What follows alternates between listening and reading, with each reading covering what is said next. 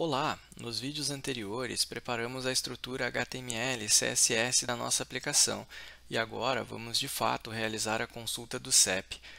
Antes de iniciarmos o desenvolvimento do nosso código JavaScript, vamos dar uma olhada no serviço que vamos consumir para consultar o CEP. Eu já estou com ele aberto aqui no meu navegador, é o viacep.com.br. Esse serviço ele é gratuito, porém ele tem limitações se utilizado em larga escala. Então, como funciona, para recuperarmos um endereço através do CEP informado? Esse serviço nos solicita duas informações, o CEP e o tipo de retorno. São possíveis até 4 tipos de retorno, JSON, XML, Pipe ou Query String. Nós vamos utilizar o tipo de retorno JSON. Caso você não saiba, JSON significa JavaScript Object Notation. É um formato leve para transferência de dados entre sistemas, amplamente suportado por diversas linguagens de programação. Aqui abaixo nós temos um exemplo de objeto JSON. Perceba que é um objeto composto por chave, por exemplo, complemento e valor. Aqui está a nossa chave, complemento com o valor lá do ímpar, certo? Nós temos que estar atentos à questão da validação do CEP. Por exemplo, caso a gente informe um CEP inválido, seja com 9 dígitos, alfanumérico ou com espaço, nós teremos uma resposta com status 400 de bad request. E caso a gente informe um CEP que não existe na base de dados da ViaCep, a gente vai ter aí um objeto JSON de retorno com a chave erro com o valor booleano true. Agora que entendemos como funciona esse serviço, o que ele espera de entrada e o que nos retorna, vamos criar o código JavaScript. Então eu vou voltar aqui para o meu Visual Studio Code, deixa eu fechar aqui essa guia, e vou criar uma nova pasta chamada JS. Dentro dessa pasta eu vou criar um arquivo consulta endereço.js. Ok. E qual é a primeira coisa que nós temos que fazer aqui no consulta endereço? Nós temos que recuperar o nosso input CEP, porque é através desse input, quando um evento ocorrer, ou seja, quando ocorrer o evento de perder o foco, que a gente vai executar uma ação. Então vamos fazer isso aqui, eu vou criar uma variável CEP e vou recuperar o nosso elemento HTML através do Query Selector. Vou recuperar pelo atributo ID CEP. Com o CEP informado, eu vou definir um valor para o CEP. Eu vou pegar o de exemplo ali da página da ViaCep, vou copiar ele e vou colocá-lo aqui. E vou salvar. A gente precisa também vincular o nosso script ao nosso documento HTML.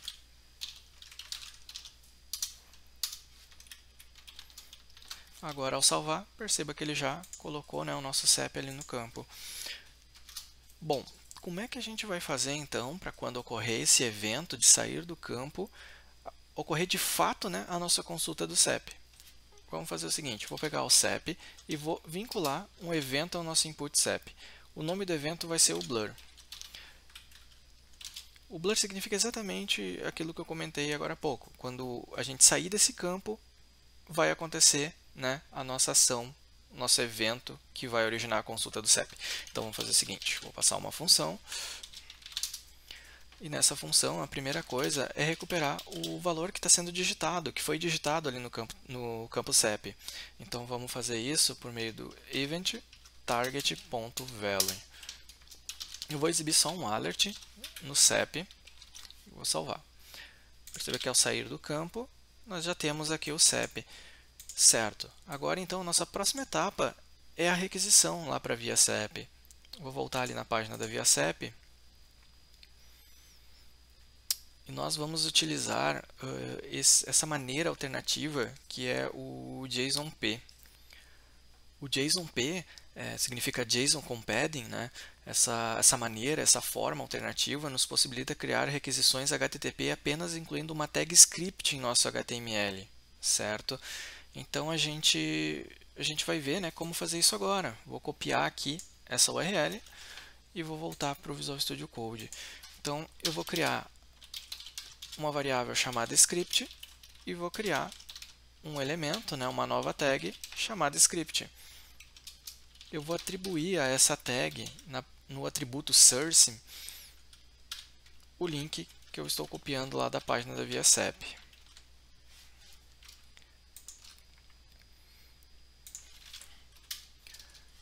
E após fazer isso, a gente precisa agora, né, incluir essa nova tag ao nosso HTML. Então, a gente vai fazer isso, document.body.appendChild script. E vamos salvar. Legal. Vamos abrir aqui o nosso console, tecla F12 aí para abrir o console, né, caso você não saiba. Ok, aqui no console vai ter informações, né, do nosso script, aqui caso acontecer algum erro, caso a gente queira logar alguma informação. Então, eu vou clicar no campo CEP e vou sair do campo CEP. Ok, perceba que aqui ele já nos está mostrando um erro, né, na tela. Então, callback name is not defined. Como assim callback name is not defined, né? O que está acontecendo aqui? Vamos lá. Perceba que a gente está fazendo a requisição para o ViaSAP, está especificando o CEP e o tipo de retorno. Porém, a gente também está definindo um parâmetro aqui por queryString, que é o callback. O que vem a ser esse callback? Esse callback é uma função de retorno. A gente está definindo uma função de retorno com um nome chamada de callback name. Porém, eu não quero que seja callback name. Eu vou trocar para popular form. Legal, então a gente tem aí uma função popular form que ainda não existe, ou seja, ela não está definida. Então, o que a gente vai fazer? Vou criar aqui uma function popular form. Beleza. Só que o popular form ele recebe um parâmetro, né? E esse parâmetro é a nossa resposta da nossa consulta. Como eu sei disso, vamos voltar aqui para a página da documentação da ViaSAP e perceba que aqui ó, ele nos mostra que a função callbackName, que no caso está aqui o exemplo dela, vai receber um objeto JSON com a informação da nossa consulta, o resultado, né, da nossa consulta de CEP. Beleza, então já que é assim, vamos voltar para cá. E a gente agora que a gente vai ter a nossa resposta, a gente precisa tá populando o nosso formulário. Como a gente vai fazer isso? Eu vou copiar o campo CEP mais 4 vezes e vou dar um Ctrl D aqui para alterar o nome, né, para recuperar os outros elementos HTML também, que no caso é rua,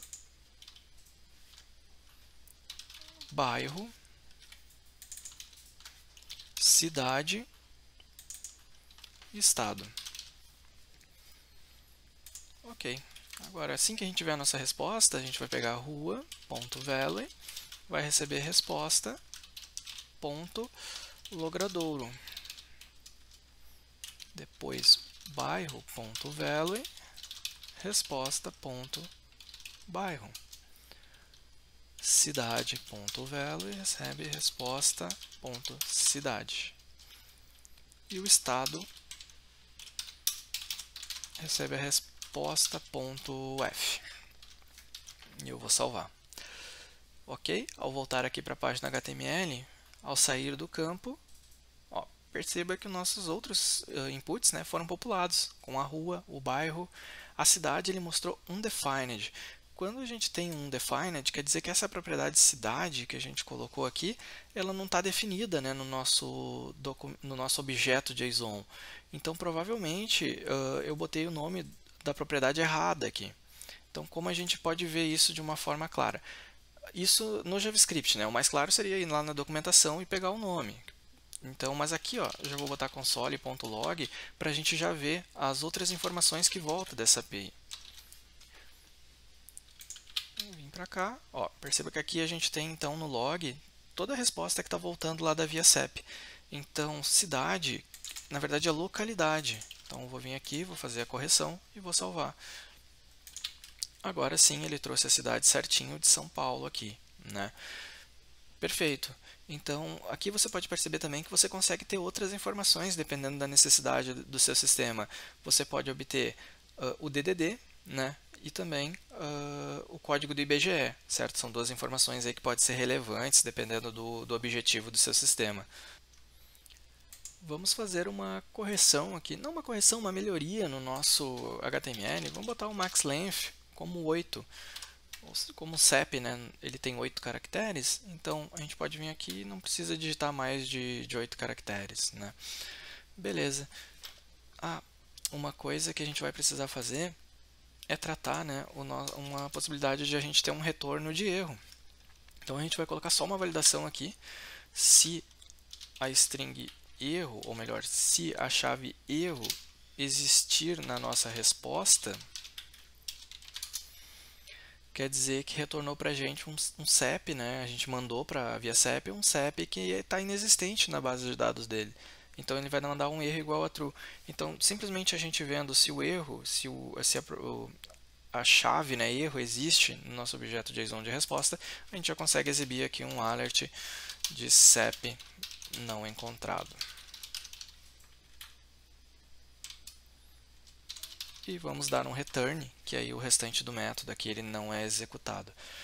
Eu vou digitar aqui o 999. Ele trouxe um CEP, que estranho, né? Bom, isso é o seguinte, ó, a gente esqueceu de fazer uma pequena alteração. Ó. Perceba que aqui, apesar de eu estar recuperando o CEP, eu não estou usando esse CEP para fazer a consulta, eu estou deixando fixo. Então, eu vou vir aqui e vou concatenar o CEP informado com a URL que eu estou montando para enviar lá para a via CEP. Então, vou vir aqui agora, 999, e CEP não encontrado. Ok, beleza, show de bola. Então, agora, nossa aplicação aí, ela já está fazendo a consulta do CEP, e caso a gente mande um CEP que não seja encontrado na base de dados, também já retorna aí para a gente uma mensagem, né, dizendo que ele não foi encontrado. Deixa eu fechar aqui o console. E a gente pode fazer mais uma coisa também no serviço da via CEP. A gente pode vir aqui e criar um link, que eu vou chamar de descobrir cep.html.